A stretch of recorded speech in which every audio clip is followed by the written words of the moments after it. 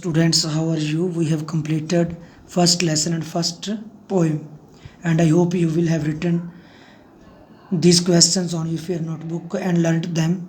Today we are going to start next section C, supplementary. First lesson, first story, The School for Sympathy. Author is E.V. Lucas. In this essay, the poet tells us about a new type of school. एक नए type के school के बारे में जिक्र होता है. जैसे कि नाम से पता लगता है, as the name indicates, its purpose is to. इसका पर्पज़ क्या है? क्रिएट करना. क्या क्रिएट करना? हमदर्दी क्रिएट करना, सिंपैथी क्रिएट करना. किसके बीच में? अमंग द स्टूडेंट्स के बीच में. किसके लिए? उनके लिए जो हैंडीकैप्ड हैं. For the lame, the blind and the dumb. Let's start to read. I had heard a great deal about Miss Bhim's school, but not till last week did the chance come to visit it. मैंने काफ़ी कुछ सुन रखा था miss Bhim के school के बारे में, लेकिन लास्ट वीक तक वहाँ पर जाने का कोई मौका नहीं मिला. There was no one in sight. वहाँ पर कोई नज़र नहीं आया, वहाँ पर कोई दिखाई नहीं दिया सिवाय एक लड़की के. But of a girl. और वो कितने साल की है? 12 साल की. With her eyes covered with a bandage. और उसकी आंखों पर पट्टी बंधी हुई है. Who was being led carefully. और उसे लेकर जाया जा रहा है बहुत केयरफुली, सावधानी से. किसके बीच में से? बिटवीन द फ्लावर बेड्स, फूलों की क्यारियों के बीच में से. By a little boy of some 4 years her junior. एक छोटे लड़के के द्वारा जो उससे 4 साल छोटा है. She stopped. वो रुकी और एविडेंटली और क्लियरली और स्पष्ट तौर पर उसने पूछा हु इट वाज, कौन था, दैट हैड कम इन, जो आया था. And he seemed to be describing me to her. और इस तरह से लगता था कि वो लड़का मेरे बारे में उसको बता रहा था. Then the passed on. फिर वो चले गए. Miss Beam was all that I had expected. Miss Beam जैसे कि सुन रखा था, जैसे कि एक्सपेक्ट की जाती थी. वो मिडिल एज्ड की थी, अधेड़ उम्र की, रूहबदार और काइंडली थी, अंडरस्टैंडिंग थी, सूझबूझ वाली. वो मिडिल एज थी, अधेड़ उम्र की थी, अथॉरिटेटिव, रूहबदार थी, अच्छी कमांड की मालिक थी, काइंडली, दयालु थी और अंडरस्टैंडिंग, सूझबूझ वाली औरत थी. Her hair was beginning to turn grey. उसके बाल सफ़ेद होते जा रहे थे. And her figure had a fullness. और उसकी जो शख्सियत थी, जो फिगर्स थी, जो शख्सियत थी, वो काफ़ी प्रभावशाली थी. Likely to be comforting to a homesick child. उसकी शख्सियत किस तरह की थी? एक होम सिक चाइल्ड को, वो बच्चा जो घर से दूर हो, जैसे कि एक होम सिक चाइल्ड को कंफर्ट की ज़रूरत होती है, सांत्वना की ज़रूरत होती है, इस तरह की उसकी शख्सियत थी. We talked idly for a little while. हमने कुछ देर बातें की. And then I asked her some question. फिर मैंने उससे कुछ प्रश्न पूछे. किसके बारे में? As to her scholastic methods. उसके स्कूल संबंधी तरीक़ों के बारे में, शिक्षण मेथड्स, शिक्षण विधियों के बारे में. विच आई हैड हर्ड. जो मैंने सुन रखा था कि वो जो उसके स्कॉलिस्टिक मेथड थे, जो स्कूल संबंधी जो मेथड थे, जो शिक्षण विधियाँ थी, वो बहुत सिंपल थी. No more than is needful to get application into them. कोई ज़्यादा ज़रूरत नहीं पड़ती उन्हें लागू करने में. एप्लीकेशन मीन्स अप्लाई करने में. And those only for the simplest.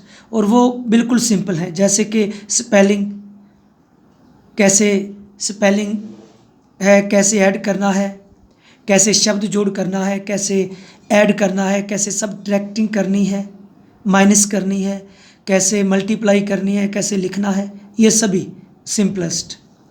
The rest is done by reading to them. जो बाकी का काम है वो रीड करके करवाया जाता है और कुछ उपदेश देकर, डिस्कोर्स करके. During which they have to sit still. और उस दौरान बच्चों को बिल्कुल क्वाइट रहना पड़ता है, शांत होकर बैठना पड़ता है. और कीप देयर हैंड्स क्वाइट. और अपने हाथों को भी शांत रखना पड़ता है. Practically there are no other lessons at all. और फिर कोई और दूसरे लेसन नहीं, सिर्फ यही. I have heard so much. I said. फिर मैंने कहा, मैंने काफ़ी कुछ सुन रखा है. किसके बारे में? About the originality of your system. आपके सिस्टम की, जो आपका ये एक जो प्रणाली है, एक जो ढांचा है स्कूल का, उसकी नवीनता के बारे में, उसकी ओरिजिनलिटी के बारे में। Miss Bhim smiled, miss Bhim मुस्कुराई। ओ यस शी सेड, उसने कहा। I am coming to that, मैं उस बात पर आ रही हूँ। The real aim of this school, इस स्कूल का जो रियल एम है वो क्या है? वो इंस्टिल करना है। Is not so much to instil thought as thoughtfulness, humanity, citizenship. इसका जो स्कूल का जो असल उद्देश्य है वो सिर्फ उन बच्चों में विचार भरना नहीं है। किसके बारे में? विचारशीलता के बारे में, ह्यूमैनिटी के बारे में, नागरिकता के बारे में। That is the idea I have always had, ये आइडिया मुझे हमेशा रहा था। And happily there are parents good enough to trust me, और सबसे खुशी की बात है कि पेरेंट्स बहुत अच्छे हैं जो मुझ पर विश्वास करती हैं। To try and put into execution, और फिर कोशिश की जाती है उन मेथड्स को एग्जीक्यूशन करने की, लागू करने की। Look out of the window a minute will you, क्या तुम खिड़की के बाहर 1 मिनट के लिए देखोगे?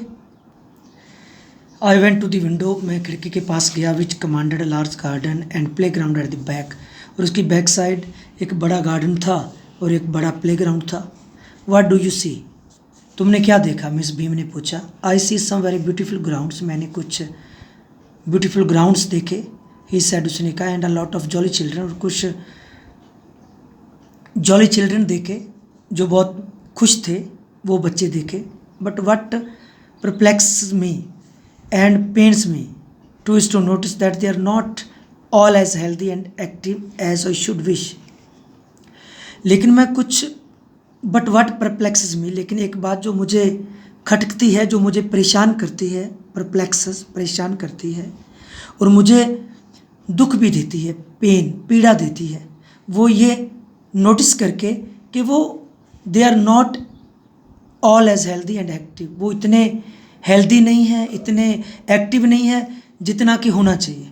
एज ए केम इन आई सा one poor little thing being led about owing to some trouble with her eyes।